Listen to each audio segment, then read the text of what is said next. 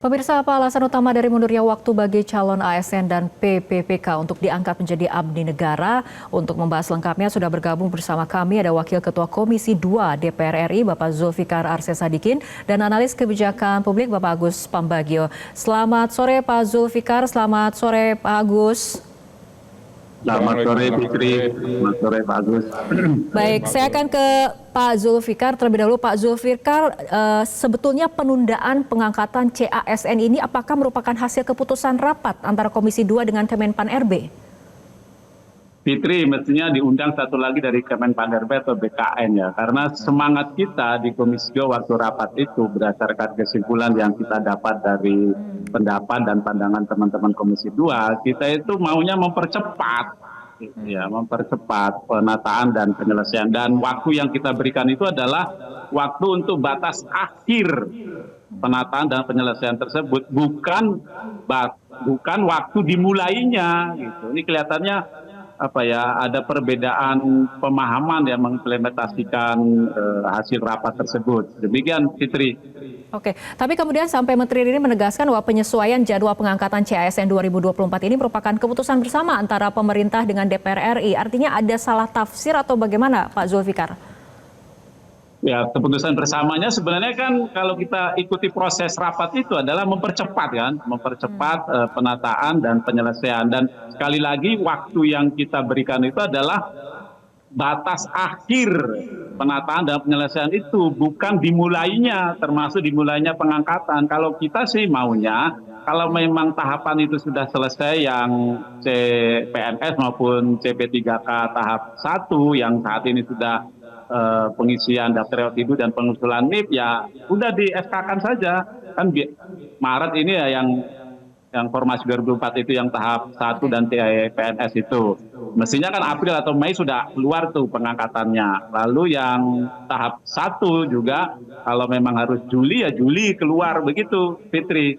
Tidak diserentakkan CPNS itu 1 Oktober 2025 dan CP3K 1 Maret 2026.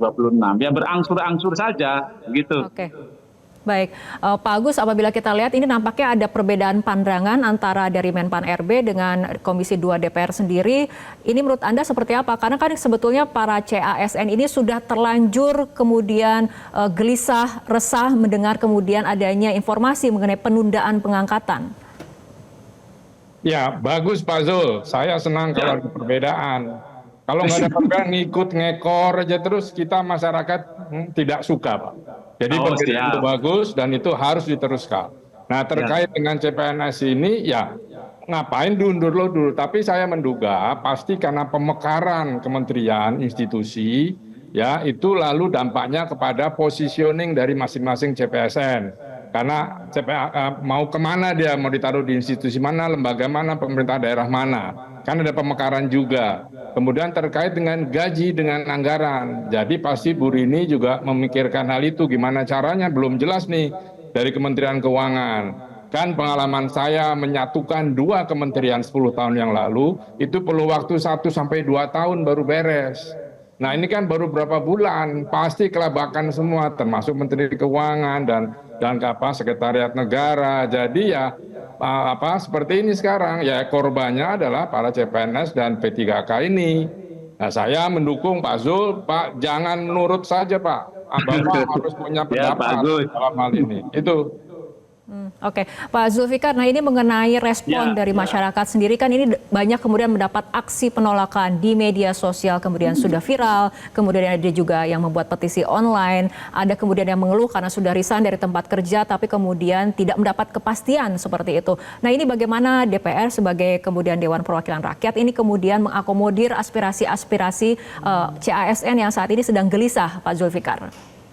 Sebenarnya kegelisahan itu sudah kita tangkap pada saat rapat, sehingga waktu itu semangat kita adalah mempercepat. Nah, dengan seperti ini keputusan dari PAN RB dan BKN, maka sekali lagi kita minta agar ada perubahan kebijakan, tidak harus serentak pengangkatan itu ya. Kalau memang tahapannya sudah tuntas, yang CPNS dan CP3K tahap 1 ya sudah selesaikan, segera angkat, keluarkan SK-nya. Gitu. Kalau yang tahap 2 juga nanti Juli, ya Juli selesaikan. Saya kira begitu, Fitri. Dan menurut saya ini bukan soal anggaran ya, karena kalau kita kaitkan dengan efisiensi, ini kan bagian dari belanja pegawai. Nah, belanja pegawai itu tidak termasuk yang diefisiensi. Lalu ini kan juga sudah kebijakan periode lalu, dan pengadaan formasi 2004 itu sudah diketahui pemerintah sebelumnya dan setelahnya juga tahu. Nah, tentu anggaran sudah disiapkan. Nah, mungkin ya kalau saya sih membaca lebih kepada tadi yang dibilang oleh Pak Agus ya,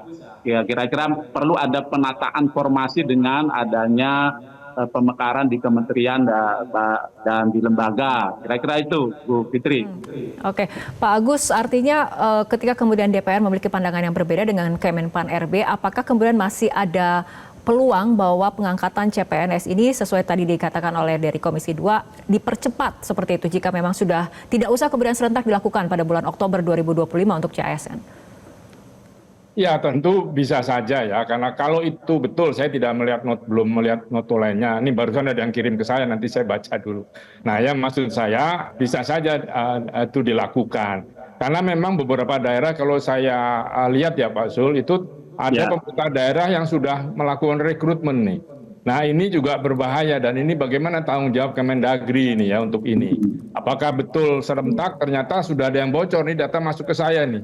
Kementerian beberapa daerah sudah merekrut gitu ya. Nah, hal-hal semacam gini tolonglah jangan informasi seperti ini harus baik. Nah, saya mempertanyakan peran PCO ini, Presidential Communication Office ini kok tidak ikut memberikan pengumuman. Harusnya kan kesepakatan dengan DPR itu bisa disampaikan kepada publik supaya menenangkan semua bahwa sudah ada kesepakatan yang ternyata tidak sepakat itu tadi. Nah, jadi ini memang sangat merugikan CPNS dan P3K-nya itu. Karena ya mereka kan berharap ya bahwa akan jadi CPNS. Tadi ada yang sudah bayar penalti ketika mematahkan kontrak di perusahaan swasta misalnya. Nah, ini juga perlu diperhatikan. Ini harus ada emergency exit-nya supaya masyarakat tidak terlalu dipojokkan. Kita ini semua sudah dipojokkan terus oleh pemerintah gitu ya. Jadi mohon bisa dipikirkan, Pak Zul bisa panggil lagi kemungkinan Bu Rini untuk coba membahas tadi, mengembalikan apa yang sekarang ini bertebaran di publik. Oke, Pak Zul, tanggapannya? Ya saya setuju, justru itu saya selalu bilang agar kebijakan itu bisa dirubah lah. Kalau memang sudah selesai pembekasannya, dalam hal ini pengisian data riwayat hidup dan pengusulan NIP-nya, ya segera saja diangkat, berangsur-angsur saja. Dan perlu kita tegaskan lagi bahwa waktu yang kita berikan itu adalah batas akhir ya penataan dan penyelesaian, bukan dimulainya. Dan sekali lagi kalau soal anggaran menurut saya adalah pemerintah ini. Apalagi ini kan untuk yang akan membantu Presiden, membantu Menteri bekerja ya.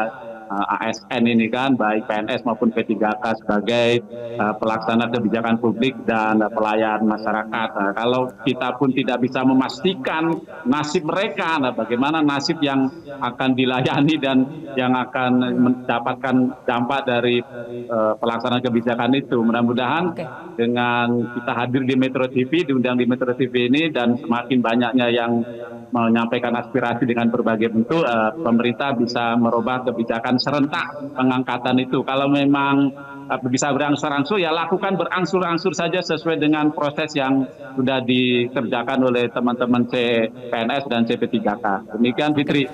Baik Pak Zulfikar, karena ini kemudian sudah terlanjur viral dan membuat keresahan publik, apakah kemudian Komisi 2 akan kembali melakukan pertemuan dengan Kemenpan RB untuk kemudian meluruskan informasi ini agar tidak menjadi disinformasi kepada masyarakat?